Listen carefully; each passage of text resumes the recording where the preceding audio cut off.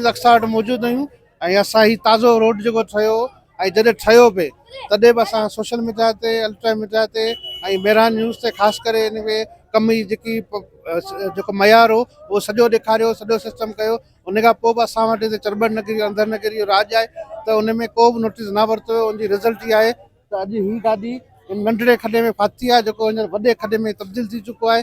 पर इंतिज़ामिया जेको आहे न को हुनखे सज़ा ॾींदी, ग़लति रोड ठाहिण वारनि खे न कुझु कंदी। वॾा 144 कलम लागू कयो त माना जेके ग़रीब मिसकिन माण्हू आहे जेके पंहिंजे हक़ जो आवाज़ बुलंद कनि था उन्हनि लाइ पाबंदी लॻई। उन दौरान हिननि वॾो जलसो हिकिड़ो रखियो ऐं हुते इफ़्ताह कयो। हुते इफ़्ताह में हिननि जेका माना पथर बि वॾा लॻाया हुआ। पर अफ़सोस आहे चवणो पए त हिते जेको निज़ाम आहे उहो धर्म भरम आहे, कानून का शइ आहे कोन। ऐं जेकॾहिं हुजे कानून त हिननि खे सज़ा जज़ा जो अमल हुजे। हा तव्हां पाण ॾिसी सघो था केॾो वॾो खॾो बणिजी चुको आहे, नंढिड़ो खॾो जेको नाकारा कम जे करे मुकमल नाकारा सिस्टम जे करे सॼो वॾो खॾो पइजी वियो आहे। ऐं गाॾी जी बि ख़बर नथी पए त हिन गाॾी में आहे छा।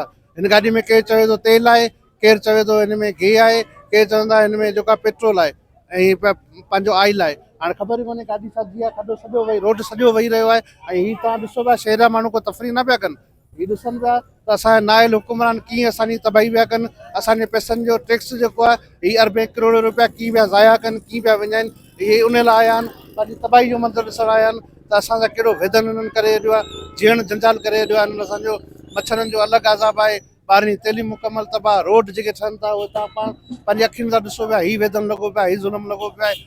असां ईअं ई चवंदासीं त फौरन हिन जो जेका नोटिस वरितो वञे ऐं जे 2 नंबर रोड ठाहियो आहे उन्हनि खे जेको आहे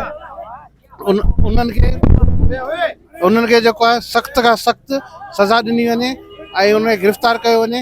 हेॾो वॾो जेको आहे हिननि इहो करोड़ रुपयनि जी करप्शन कई आहे उहा हिननि खे सज़ा जा हक़दार आहिनि, सज़ा मिलणु खपे, कड़ी कड़ी सज़ा मिलणु खपे।